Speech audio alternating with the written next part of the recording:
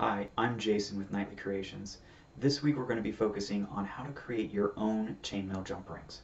To get started in chainmail, all that's needed are 2 sets of pliers and a lot of jump rings. The pliers can normally be found at your local craft store or your hardware store, but the chainmail jump rings are hard to get a hold of in the quantities or sizes that you may be wanting for your project. So in this video, we're going to be going over the materials to get started, as well as some tips and tricks based on whether you're left-handed or right-handed even. So let's go over to the workbench and get started.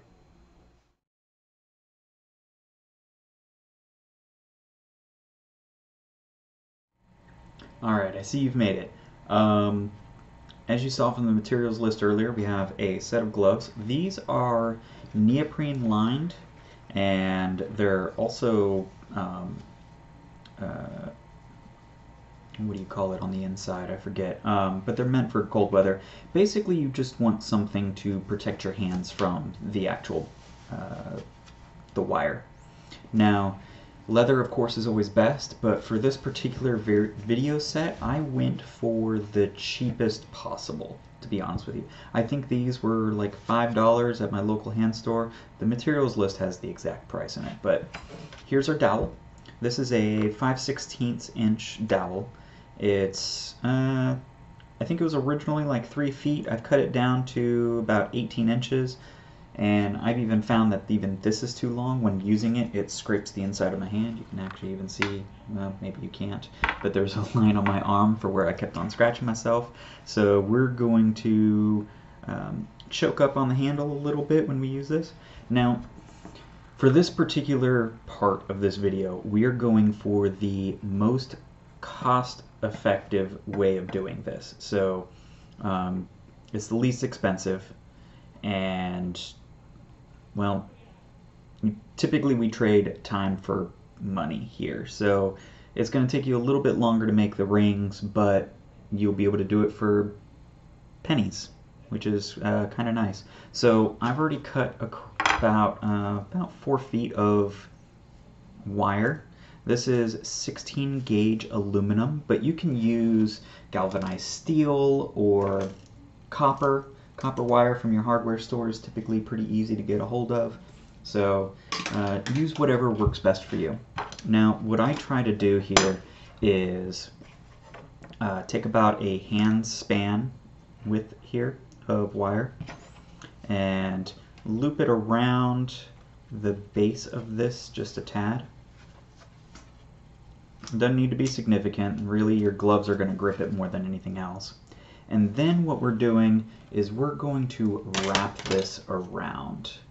And you can already see I forgot to put on my glasses, so let's go ahead and do that. This wire will flick around quite a bit, and the last thing you want to do is actually stab your eye out. Christmas story all over again, right? So when you're doing this, you want to hold with your hand this pretty taut, not enough to snap the dowel rod, but pretty tight nonetheless. And then you want to get this wire as close to the previous loop as possible. And so we're going around, we're hitting ourselves in the face, going towards us. Now, the direction you go is important, and I'll show this later in the video, but basically if you are going towards yourself on this, you're going to end up with rings that are best used for right-handers.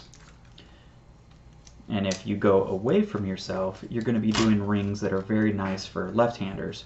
And while it doesn't normally matter, it can have an interesting effect when you're doing your rings. You can get better closures if you have rings that are for your handedness, or your whatever hand is dominant here.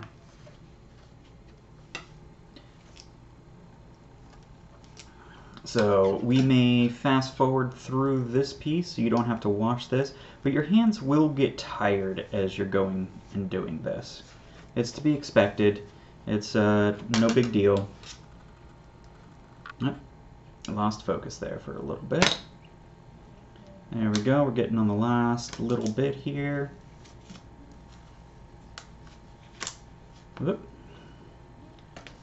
And if you let go, all of a sudden you'll experience what's called spring back.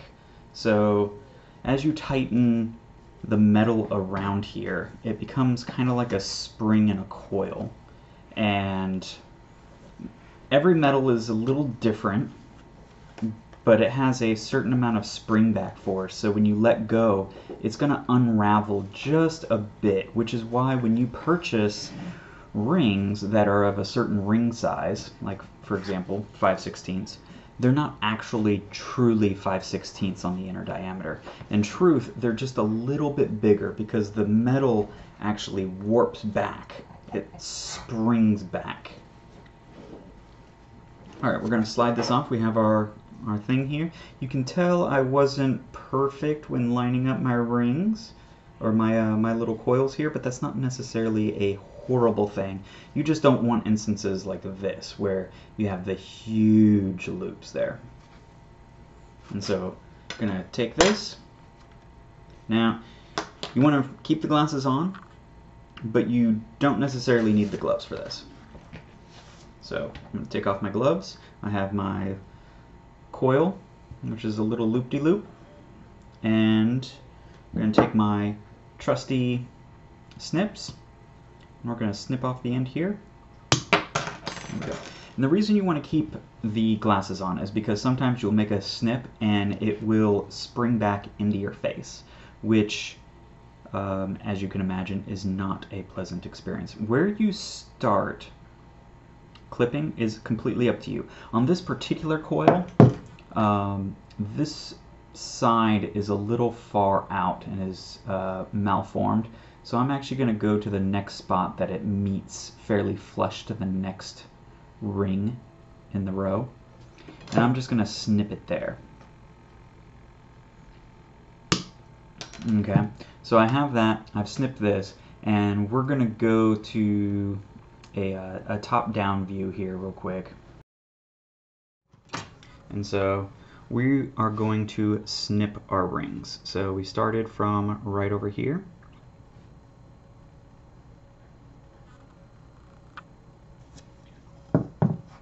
Let's play with the focus.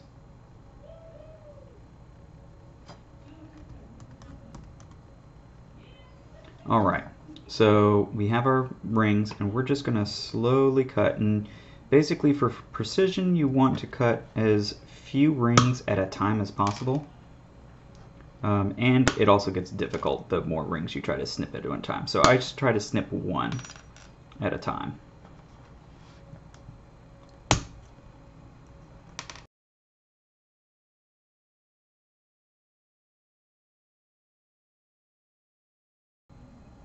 Alright, and then we are cutting our last ring, and you'll see that you have a little bit of waste here. That's okay.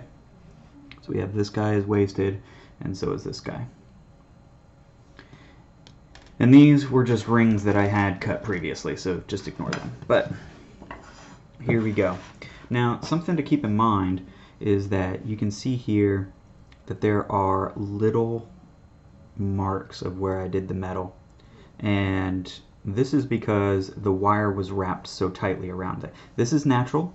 You're going to expect this, and over time that's just going to compress and compress, and your rings won't be as exact. And so now you have your rings. Your rings are, the way we did it previously, are what would be considered right-handed rings. So you're going to use your left hand to pull the left hand side down towards your body. And the reason you do that is because it will straighten out the ring a little bit better, and you'll have better closures at the end.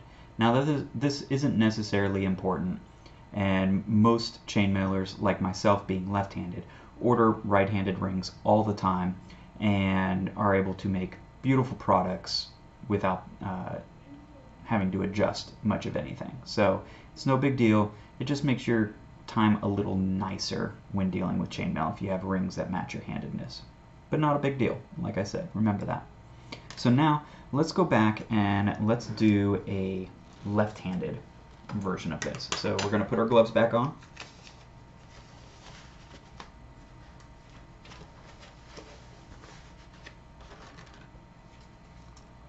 We're going to straighten out our wire here. Oof, should have definitely done this when I didn't have gloves on.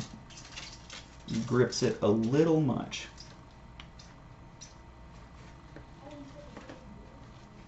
Like I said, you should be wearing glasses and gloves for this.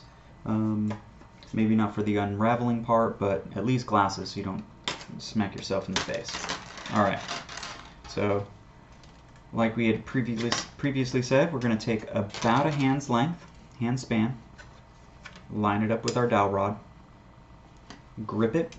You can twist it if you'd like, though it doesn't matter if your gloves are grippy enough. Okay, and previously we were hitting ourselves in the face. So if you can remember boxing, you know, everyone's pushing out. You're bringing this back in if you're doing it the right-handed way. If you're doing it left-handed, you're going to be going out. So once again, you're trying to bring the wire as close to the previous loop as possible.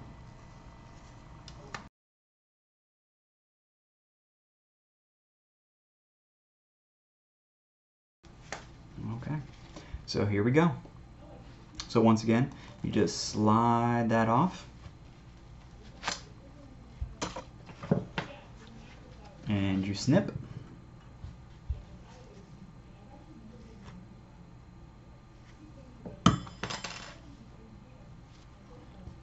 Snip again. There you go. And you're left with your coil. And we'll cut these up and show a comparison.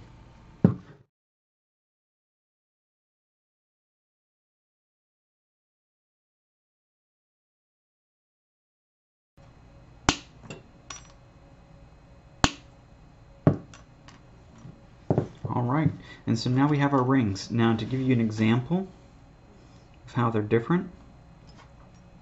So these are the rings that we just cut. So these are the left-handed rings I had pointed to earlier.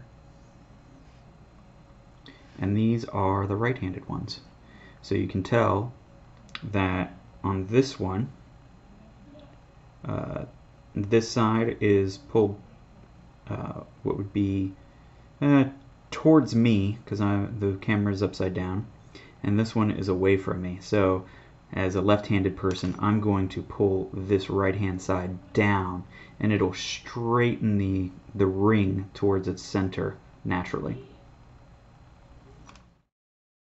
And that concludes the least costly method of doing chainmail.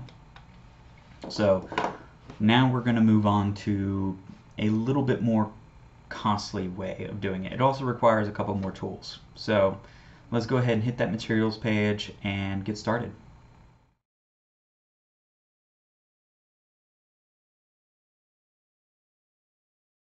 Okay, here we go. So this is the more costly version of this. It's not much. You could definitely go more expensive if you wanted to. But we have a little 1x1, and I've cut this into 3 pieces. And what we're going to do is we're going to stack these like this, drill a hole through both sides, and we're going to essentially hand crank rings from this this position. So we should get started. So the first thing we want to do, like always, is put on our safety glasses. Then we want to put these little blocks, which are measured at about 3 inches, anywhere on here that we'd like. So I've chosen to put one at one end, and I'm going to put another one, I'm going to say about 12 inches down. I was originally going to go 18, but for the purposes of this, I'm actually going to go 12. So let's go and grab our screws.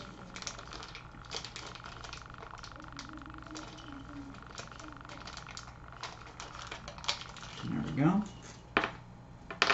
So I've chosen to do quite long screws. These are 2 1/4. That's just what I had on hand, or 2 1/2 rather. They're going to go pretty far up the the shaft here. So I'm going to hope this doesn't split the wood, otherwise I have to make another video and that won't make me very happy. So let's go ahead and get started. Drill.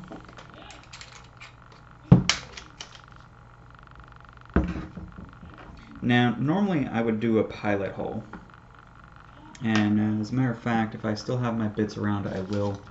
I know this bit wasn't in the materials list that I mentioned earlier, but this is just going to make things a little easier, so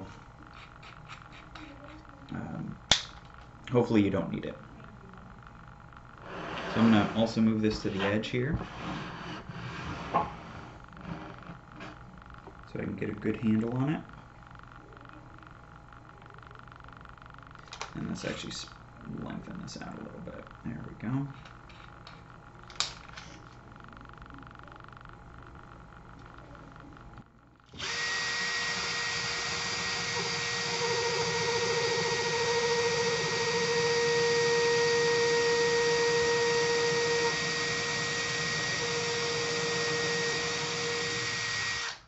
Alright, so it doesn't have to be perfect. You saw I didn't make any measurements or anything like that. I just kind of eyeballed it.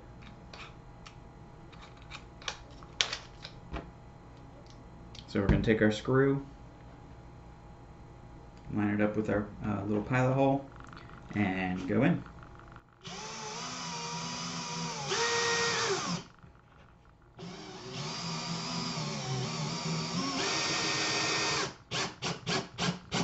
There we go. Good to go. And I actually threw it in quite a bit and made the hole even flush with, or the screw flush with the bottom. So that way there isn't a whole bunch of wiggle waggle when it goes through. Wiggle waggle is a technical term, by the way. I probably will trademark it. Alright, so the next one, like I mentioned earlier, I'm not going to put it all the way at the far end. I'm going to put it only like 12 inches down. You do whatever is best for you, and we can go forward.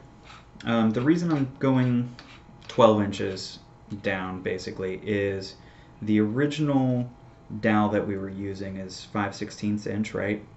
And that wooden dowel. That wooden dowel at even a foot is a little too flexible. At 18, it's way too flexible.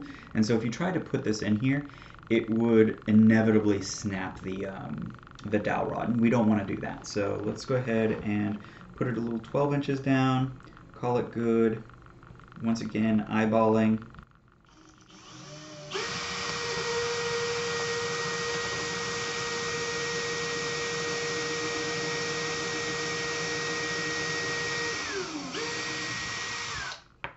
Okay, so did that.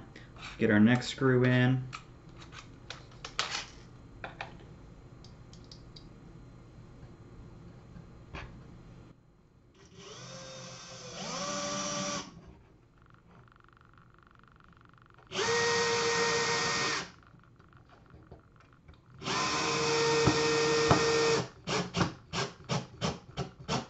There we go. Perfect. So now we have a little guy like that, right? So now we want to do a little bit more precision on this. So we saw earlier our screw is 2.5. That means it's going to go up about 2.5 inches up, right? So that's all the space we have to work with. So we want to go about halfway in between that.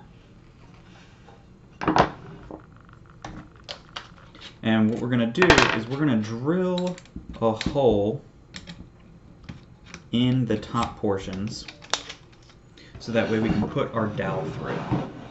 So wish me luck here. This is a fairly big hole. This is about 3/8 of an inch, or it is 3/8 of an inch rather. So ideally, make sure your fingers are not right in front of it, off to the side. You do not want to drill a hole through your finger. That would be bad.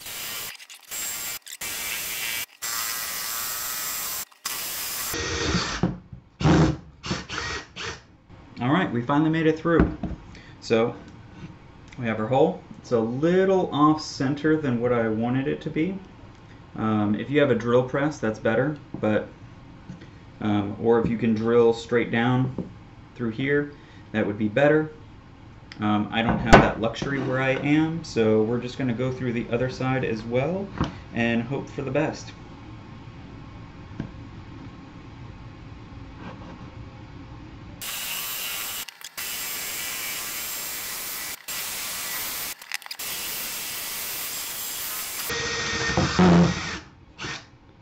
There we go. Alright, we are done. So let's go ahead and scooch our sawdust over. You guys don't need to see that anyway. So we have a thing here, right? That we can put a dowel rod through. So where did I put that dowel rod? There we go. So we can either do the 3/8, and this is the wooden one. And it goes through pretty easily. You can see that, let's point this camera down just a tad, there we go, that there's a little bit of flex, not too bad. Our 5/16 that we were using earlier, push that through, and there is quite a bit of flex. I could probably easily just snap this with my finger. We don't want to do that. We don't want to do that. So we also have a metal 3/16 rod, or 5/16 rod, sorry. And we feed that through, and that is just beautiful. So no problems at all here. And so now you're probably wondering what we can do with this. The beauty of it is, much like we just did with the drill bit, we can actually take this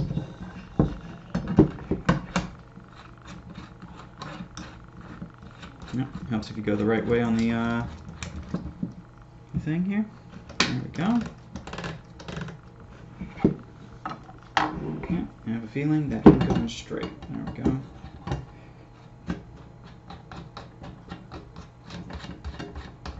There we go.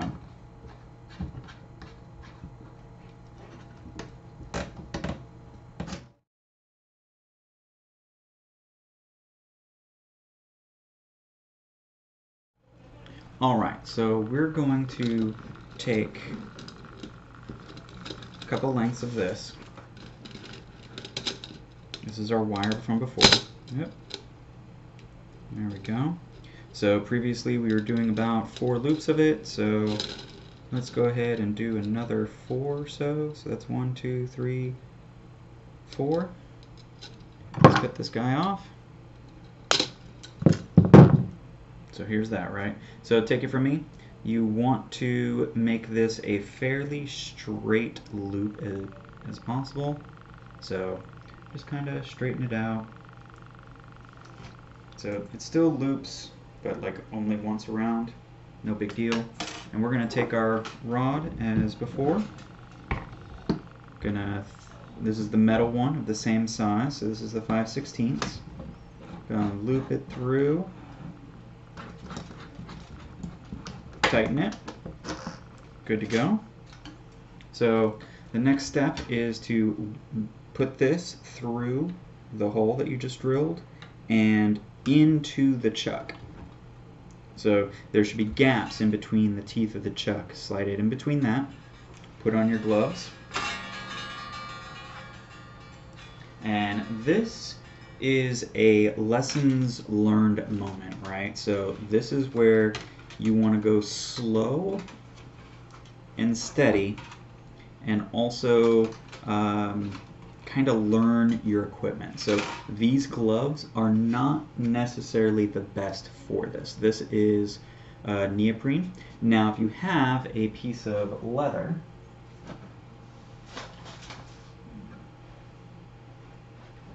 such as this, you could use that as well, and that would be a little bit better.